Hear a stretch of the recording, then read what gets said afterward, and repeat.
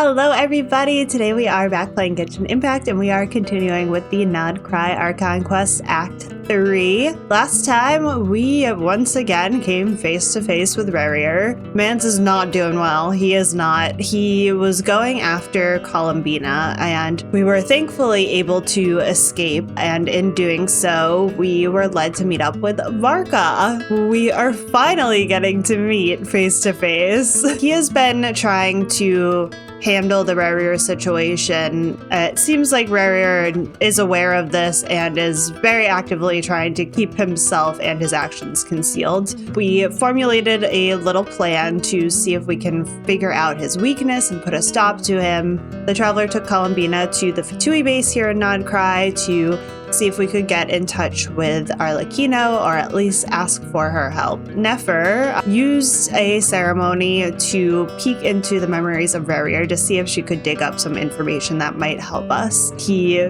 was, of course, one of the 5 sinners, and he had this whole secret life, or I guess that was his secret life, and he had this whole other life with a fiance, pretending that he was just one of the king's guards.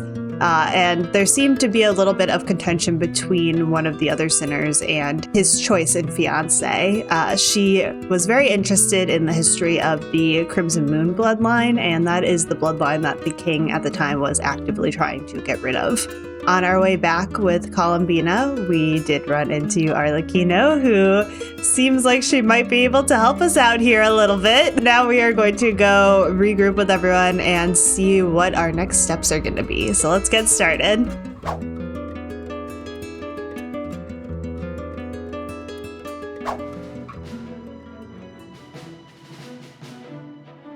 It's a relief to see you all made it back in one piece. Here we are. Huh? Feels like there's quite a few people missing. Where's Flint's and the others? And what about Nefer? I returned ahead of them. Flint is helping Ino and Anefa to set up the decoys and buy some time.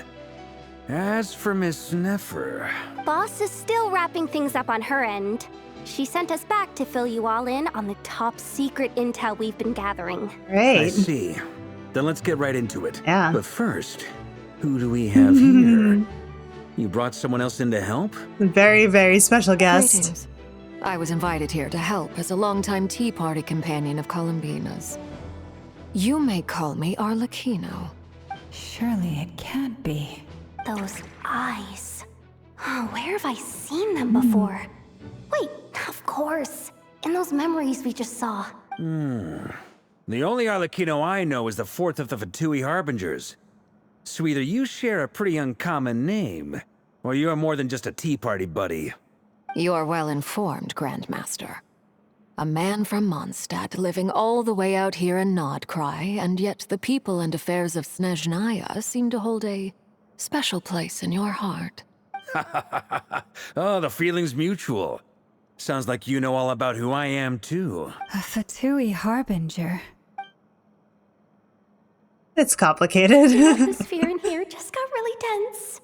Guess we can't just start trusting Fatui Harbingers, even at a time like this. I must admit, though, I'm a little curious. Seeing as the Moon Goddess no longer belongs to the Fatui, what makes you so willing to put your neck on the line here? Nor does Krai belong to Mondstadt, Mr. Varka. Yet still, you're fighting for it all the same. Things don't always have to have a tangible payoff. Sometimes, stopping things from spiraling out of control is a higher priority than chasing the spoils of victory. Of course, I can't say there's nothing in it for me at all. But that's between Columbina and myself. Arlecchino was instrumental in helping us save the whole of Fontaine. I'm confident we can trust her. Forgive me. I don't mean to doubt you. It's just that the Fatui really have been the source of many I of got our it. troubles. We have our own way of doing things here in Krai. But ever since they arrived, the Fatui have treated us with nothing but hostility. I know there's been a lot of bad blood between us in the past. I've done my utmost to avoid friction whenever I could. But sometimes fundamental conflicts of interest simply can't be settled amicably. That's why I'm here solely in a personal capacity. This has nothing to do with the Fatui. As a gesture of good faith, I'll be frank. I can help Columbina track down the iridescent moon's marrow. which will help her restore more of her power. Anyway, what else is on the agenda? Let's begin. She says she'll be frank, then completely skips over the details. Looks like she doesn't want to give away too many secrets after all, but she clearly wants to change the subject. It'd be awkward if I tried to bring it up again now. I guess we'll just have to go along with it. She's the fourth of the Fatui Harbingers after all. One look and you can tell she's not someone you'd want to mess with.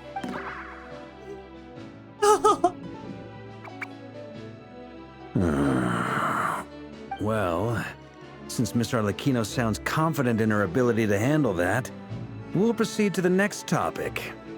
Yehoda, time to share that top-secret intel.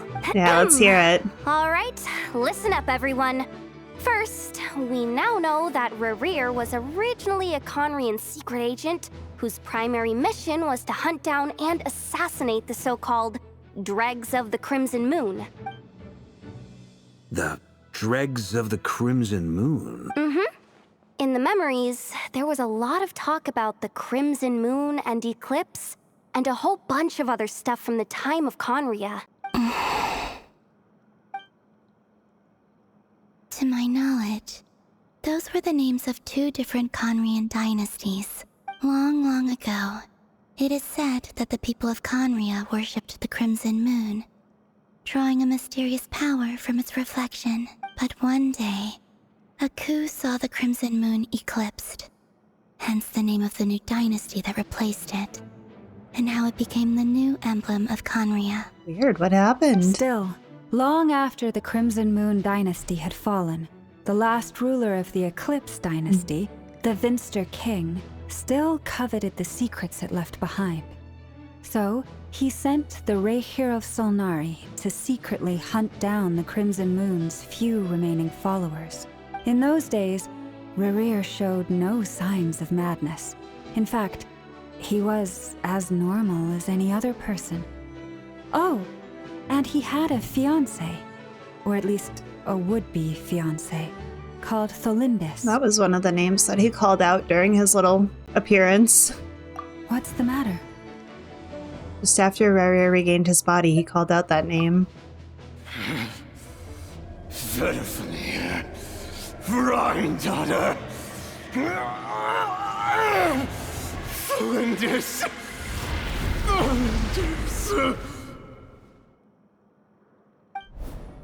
Interesting. Anything else? What about this would-be fiancé of his? Do we know anything about her? Well, she was a researcher at the Universitas Magistrorum, but it felt like she was hiding some kind of secret. Oh, and one more thing. For some reason, Rerir's fragment also contained some of Tholindis' memories, though only a very small portion. Well, no shortage of potential leads, I'll give you that. In any case, it sounds like we can conclude that while Tholindis was still around, Rerir appeared to be lucid and quite normal. Yeah. Tholindis, it seems, must have been the one thing in this world that he couldn't let go of. Tell me, though, were these pure-blood Conrians we're talking about here? Why do you need to know that? Hold on. If she was a pure-blood Conrian... Might still be alive. Oh yeah! Just like how it was with the captain! If we could somehow find her, do you think there's any chance Rerir might regain some of his sanity?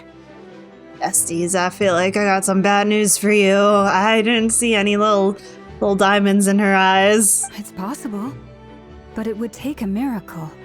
We can't pin all our hopes on that. That merchant who never knows, Dori Sangama Bay. Maybe we could hire her to look into it.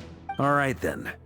Let's keep working in our separate teams. Traveler, Paimon, Kutar, and Miss Arlecchino will go look for the iridescent moon's marrow. Unless there's a reason why her eyes don't look like other Conrian eyes, and that's just kind of like a little red herring distraction to make us think that she's not around anymore. I don't know. This could go in so many different ways right now. We're so early As still. for the others, On the way over here, I noticed that the wild hunt monsters had grown even more frenzied in their search for Kutar.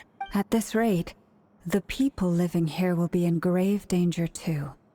so I'm thinking of gathering together some of our followers to go wipe them out. I'll head back to the curatorium and meet up with the boss. Feels good knowing we've all got something to be getting on with. Given that the Wild Hunt has been a lot more active lately, the Lightkeepers have likely begun their own operations too.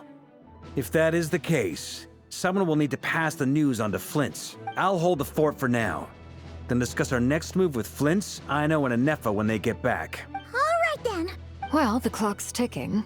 If that's everything, we'll be on our way. We'd better get moving too. We'll try to buy you as much time as we can. Relax. Just do your thing. I decided to call in some backup since things are getting so hairy. Our reinforcements should be here any minute now. Stay safe, everyone. Dismissed. Ooh, who we got for backup?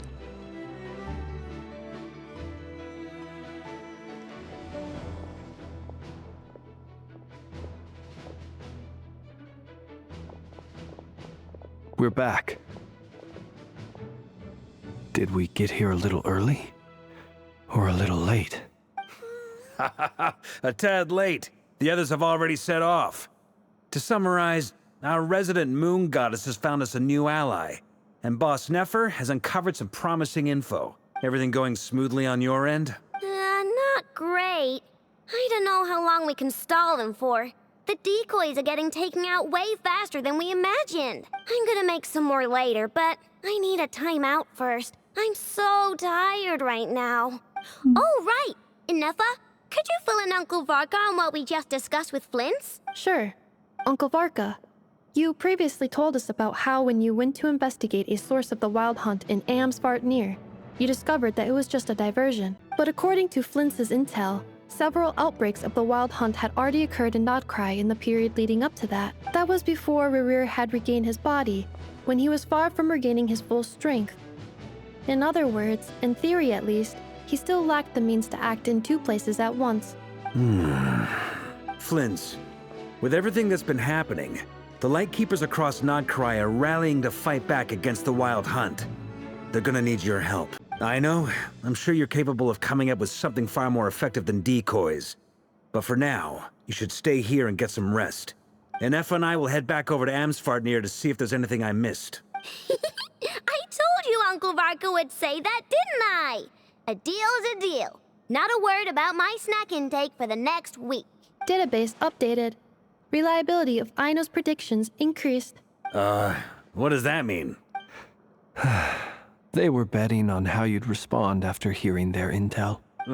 It's the obvious choice, isn't it? That's hardly worth betting on. We already decided that Anefa should go investigate the situation over at Amsvartnir on her own. You might as well stay here and keep watch. Someone needs to hang back and oversee our strategy meetings. And besides, you still haven't fully recovered from ambushing Rerir. So I've ended up with the easiest assignment. Well, I appreciate it, everyone. See you when you get back.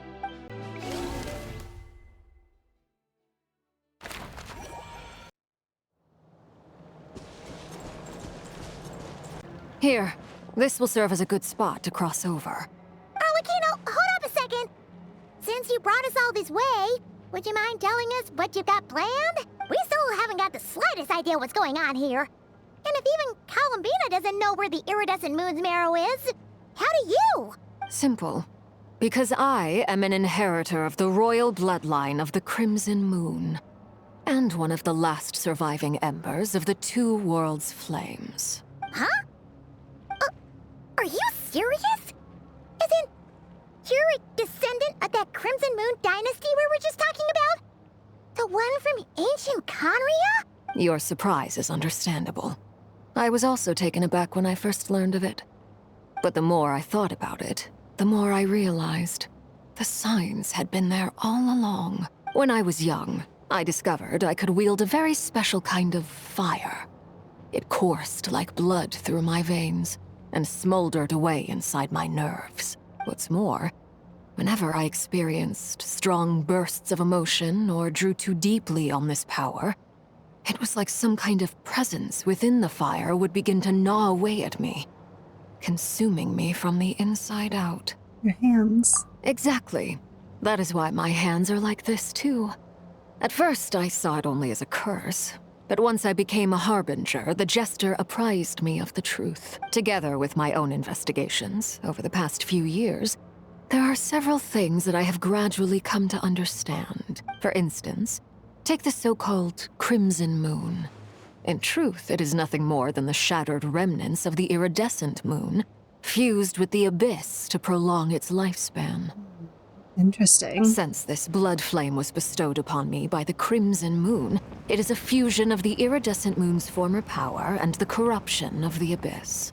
You all understand the nature of the abyss well enough. I draw upon its power, and in return, it hungers for my soul. This strange blackness is the mark of corruption it has left behind. Interesting. If I recall correctly, you once told me that if the corruption ever made it to your heart, you'd become a completely different person. Yes, and that's the reason I'm always careful not to push my power too far. It's essentially a never-ending tug of war. Oh, sounds intense. Anyway, the rest of my story can wait. Is there anything else about the Crimson Moon or the iridescent moon that you're unclear about? Paimon has a question. So, the crimson moon that the Karians used to worship was actually the iridescent moon, right? Which was one of the three moon sisters. Does that mean that the Karians were to the crimson moon as the frost moon scions are to the frost moon? So much of that history has been lost. We have no way of knowing exactly what they were like. But I would suspect that the Conrians weren't as devout in their moon worship as it might appear. The iridescent moon's remains simply served as their link to the abyss. Later on, perhaps someone discovered a way to make direct contact with the abyss. Or maybe there was some kind of ideological divide. Either way, a dissenting faction staged a coup and drove out the royal heirs of the Crimson Moon dynasty. Still, even with the dark sun looming high overhead, the Crimson Moon's glow never truly faded. If you want living proof, it's standing right before you. The first time we met, I sensed something familiar in your presence. When I looked at you, I felt I could see that mysterious red moon in the corner of my eye. In your flames, I saw its broken image, surrounded by a strange black aura. Well, I appreciate that you kept it to yourself.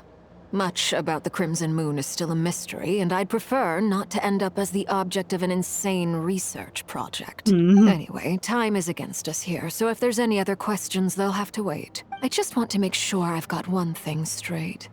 In her letter, Sandrone mentioned that since you are unable to contain the iridescent moon's marrow yourself, you intend to leave it in my custody, correct? That's right. For now. It's the only way I can pay you back for your help. The iridescent moon is already part of who you are. So with its marrow in your possession, you'll be even more powerful than before. That weekly boss fight isn't about to get a lot tougher. Deal. Then let's get started. Get what started? What does this place have to do with the Crimson Moon? When I first became a harbinger, the jester gave me a book called Paranhari, also known as Leobranto Inamorato. You should be able to buy a copy next time you're in Fontaine. It's a love story set in the Crimson Moon era.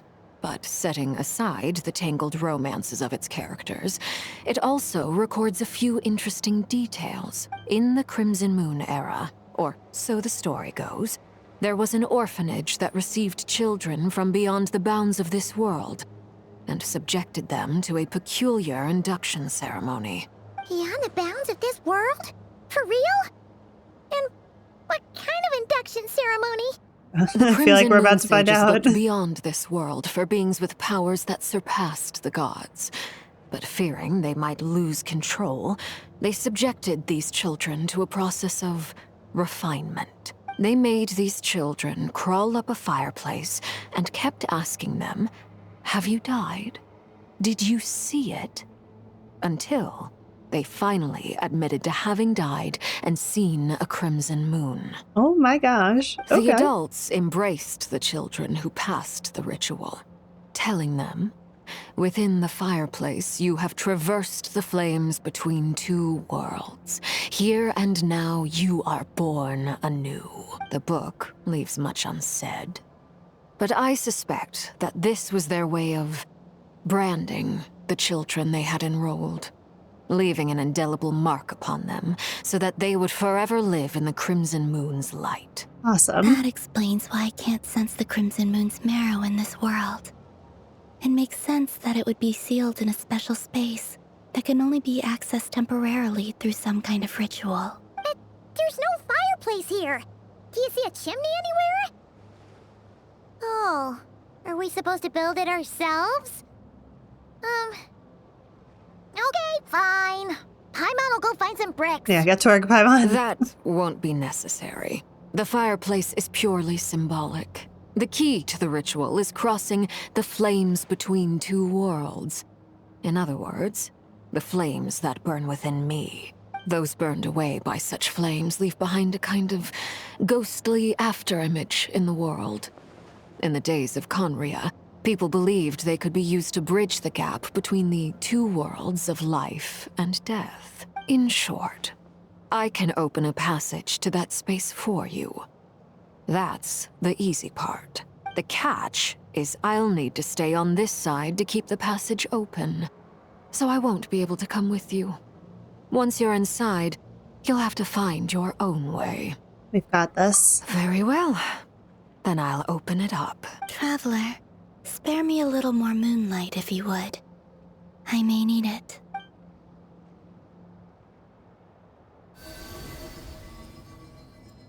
Thank you. I feel like I've recovered some of my strength now. It should be enough to move us across short distances and confront whatever dangers might await.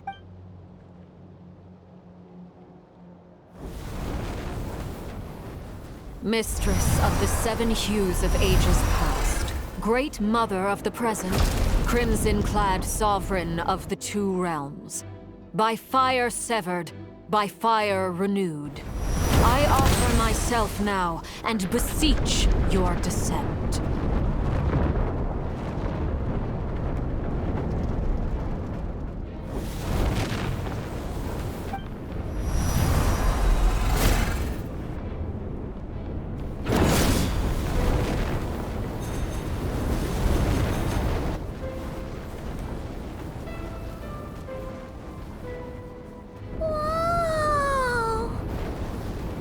Are we sure we want to go in there? One word of advice. As you're crossing over, no matter what voices you hear, do not answer. Got it. I sense a sinister gloom inside, but also the familiar light of the moon. I feel that I am about to meet an old friend who has changed beyond all recognition. All right, let's go.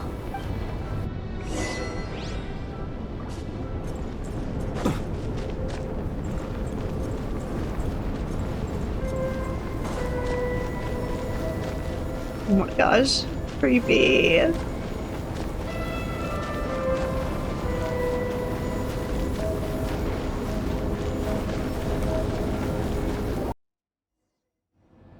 I sense your presence and craving death and rebirth. Wait, why are you? You have crossed over from another world, transcended fate itself. I have no right to.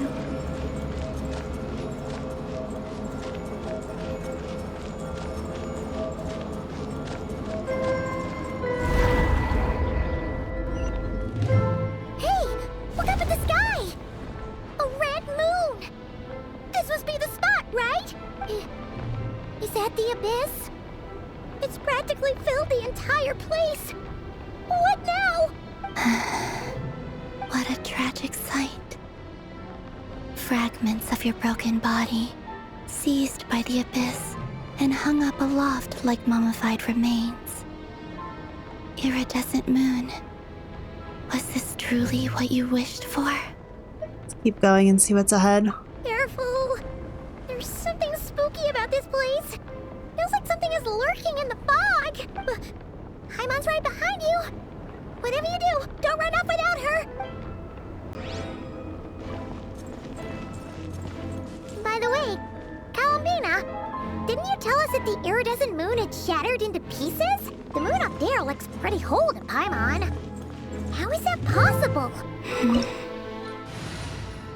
Not that I don't just adore this team, but I'm a little nervous.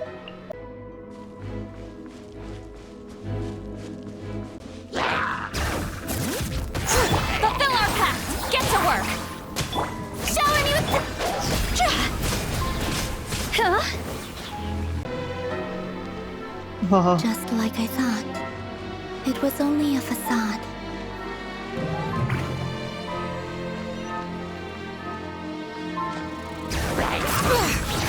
Show no mercy! Not you two! Time to end!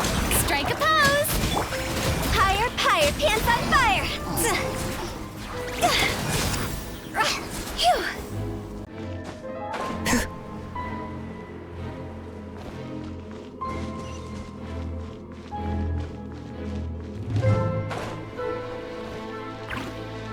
This music is so creepy.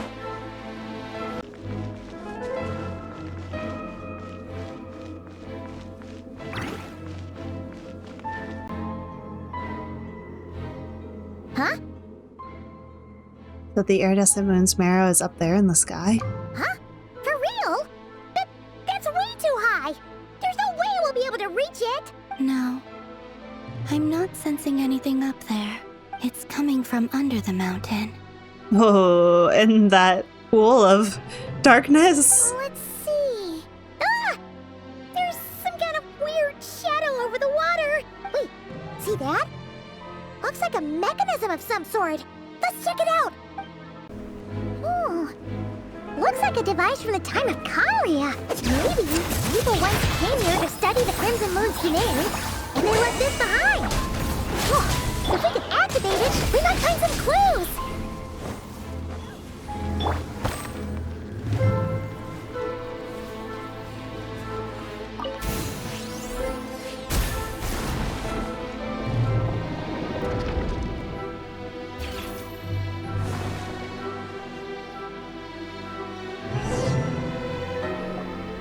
Hey, look at that!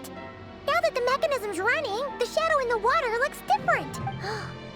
Do you think these mechanisms might be the key to unlocking the secret? Let's try to find more of them! Thalindis, we'll leave the rest of the research in your hands. We'll be heading back now. I hope this isn't ruining date night. Ugh. Mind your own business. Just leave me some snacks on the table. Thalindis? Is that Rear's girlfriend? How come we're hearing her voice here? Didn't Nefer previously mention that she was a researcher at the Universitas Magistrorum? Oh yeah! So, do you think she was studying this strange space all along? The Abyss has made this space extremely unstable. Maybe that's why some of the things she said and did were preserved here.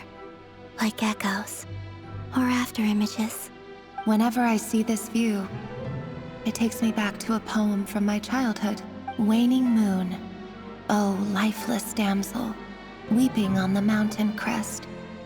Mourning still in wistful tone, her fragile soul now laid to rest. For me, of all people, to be here investigating the mysteries of the Crimson Moon space. Is it a coincidence? Or something more? Looks like the Abyss has messed up this mechanism. We need to find a way to get it working again. Let's see if there are any other devices nearby.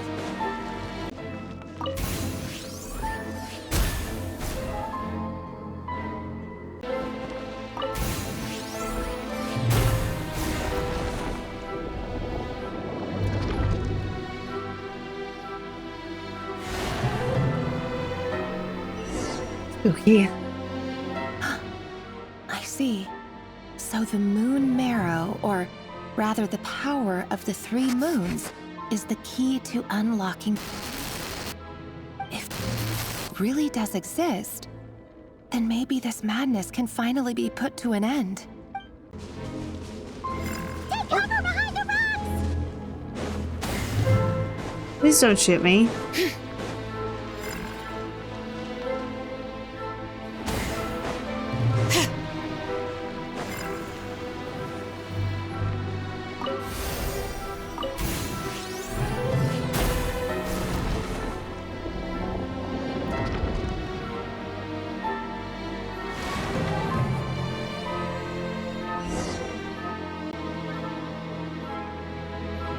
With the Abyss inhibitors in place, I should be able to access the chamber with the moon marrow.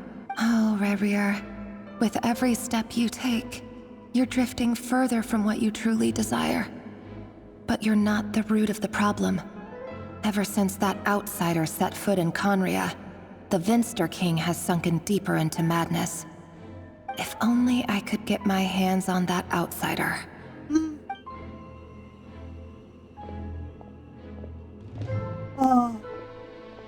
Oh, that doesn't sound great. The moon's reflection is back to normal.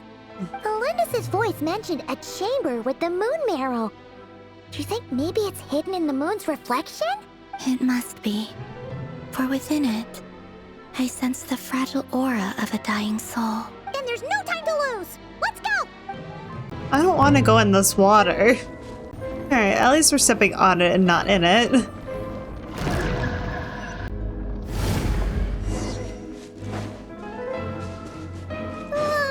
These things are so creepy. Looks like we'll have to destroy them if we want to get to the iridescent moon's marrow.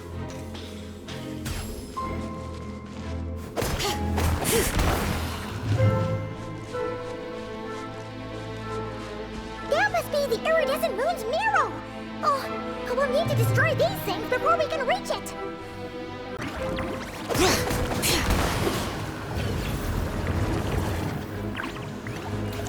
Hang in there! We're so close!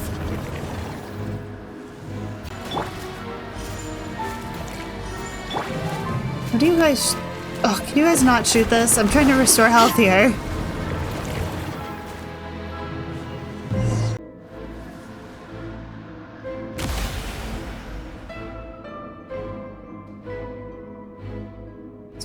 Yeah. We finally did it! The iridescent moon's marrow. Still burning away like an undying flame, yet now contaminated by the abyss. It has taken on a new form entirely. Wonder if we should purify it. If we can purify the abyssal power within, There we go. we should be able to obtain its untainted essence. Leave it to me.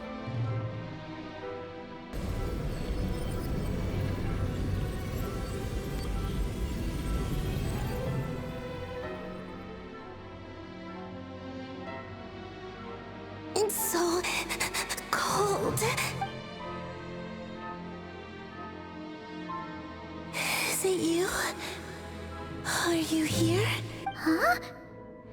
Are you talking to us? At long last, I can see you once more. Our fates have crossed, and I am finally free. I'm sorry, I lied to you. Even knowing what was to come, I still couldn't let go of the fear in my heart. As death drew near, the moment the moon shattered, my body began to split apart piece by piece. Like I was being cut into pieces by 1,000 blunt blades. My thoughts scattered as the cold crept in. But I could not bear to fade away like that. Tell me, what was it that brought you to us all that time ago? If only I had possessed your courage, then I might have been spared this torment, more painful than death. You look so puzzled. That's how I felt too when I first saw you. But trust me when I say that everything happens for a reason. Farewell, Hypo.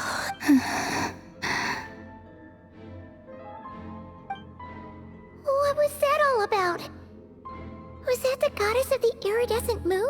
It sounded like she was speaking to a long-lost friend. But none of us have ever met her before, right? Perhaps. She took me for the goddess of the frost moon she once knew. For a fading soul like hers, our auras must be too similar to tell apart. But anyway, we've got the iridescent moon's marrow now. That should help you regain your strength, right? Alright, time to leave this place and meet back up with Arlecchino. Let's go!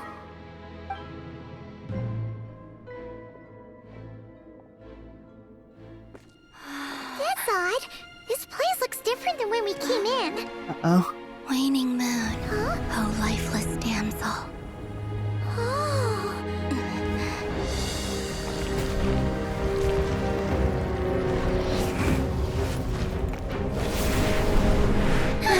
Hurry! The place is collapsing! It wants to trap us here. Who's it? The abyss? Now we've taken the moon marrow. All that's left here is a dark will. It will show us no mercy.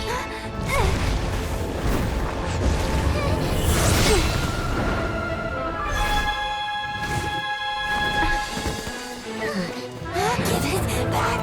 The crimson moons! My marrow! My heart!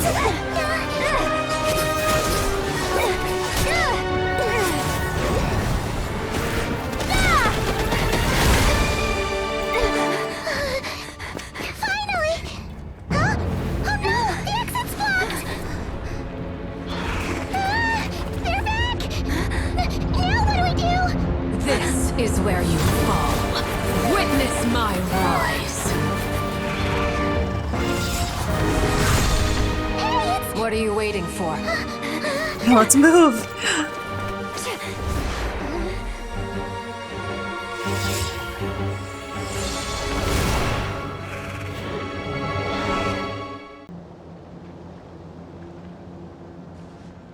Oh, we made it! Barely. Is that you, Arlecchino? Did you save us? Wait, your hands! They're... Oh, this? Don't worry. It's a small price to pay. The Abyss wanted to trap you inside, and I defied its will by bringing you out. No wonder it's a little angry. Is there anything I can do in return? If I can purify the abyssal power, then maybe... No. I have paid the price, albeit a small one, and it cannot be undone. My hands have already fused with the Abyss. Purification would simply destroy whatever's left of them. But surely... Oh... We're so sorry, Arlecchino. Paimon can't believe you'd make a sacrifice like this for us. As much as I'd like to call it a favor, the truth is I was simply holding up my end That's of the fair. deal. Well, Columbina. If we don't get out the no moon marrow for her. Yes, you did your part. And as promised, I will leave the iridescent moon's marrow in your care. From this day forth, may the two worlds' flames burn ever more brightly.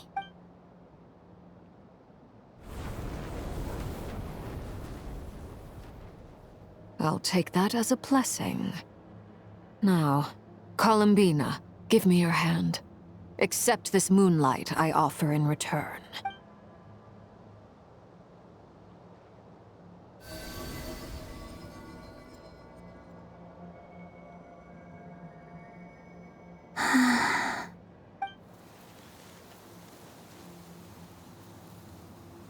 Feeling stronger? Hey, Columbina, are you okay? I'm fine. Our powers are a little at odds, that's all. By the Frost Moon's authority alone, wielding the power of the other moons was always going to be a stretch. Still, I think it's fair to say that your strength has returned, at least to the level it was at as Third Harbinger. It's still not enough. There's no way I can hope to challenge Rayrier like this. Just one more ray of moonlight, if you would. Columbina, don't push yourself too hard. It's okay. I can take it.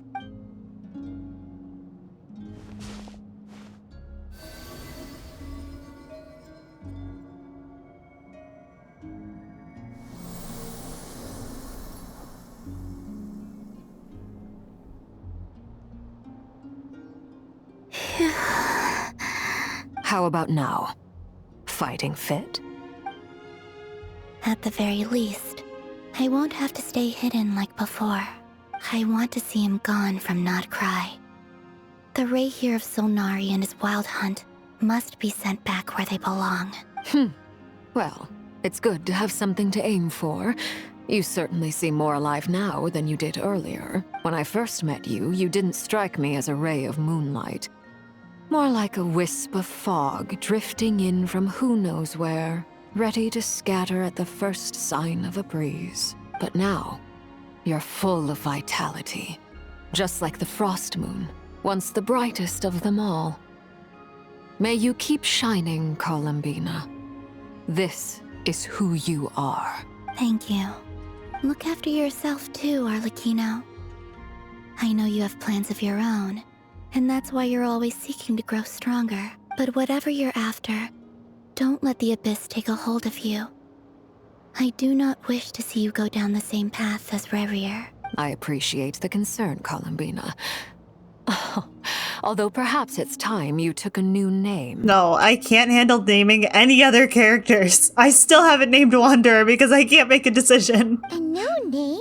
Kutar, the Moon Maiden, Columbina. They're nothing more than code names. They describe who she is and the roles she's played, but they're not her real name. We often use code names in the House of the Hearth, too. But it's knowing your real name that keeps you grounded. Up till now, you've been living a wandering life, so you've probably never really cared. All I'll say is this. Once you've defeated Rerir, give it some thought. At least they're giving us a heads up this time. All right, that's it from me. I'll get you back safely first, then go meet up with Sandrone. You're the best! Let us know next time you need a hand. We'll be sure to return the favor. I appreciate the gesture. It speaks to your good character.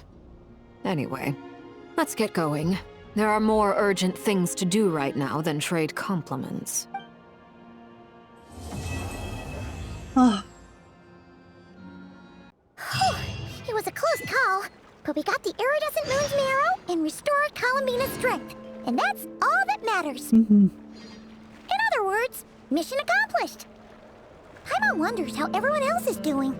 We will wrap up there for now with the completion of Act 3. What a crazy ending! Oh my goodness. Alright, so it seems that the Crimson Moon was based on a combination of moon power and abyss power. And it also seems like the Vinster King, who usurped power from the Crimson Moon dynasty, was driven to madness, or perhaps coincidentally became madder and madder with the arrival of an outsider in Conria, and feel like I might know who that is. I'm wondering if that the Lindis in that after image, if that was like a before talking to that small child or after talking to that small child, the Lindis. Like, did she always know what was going on with Rerir? Was that her after she found out?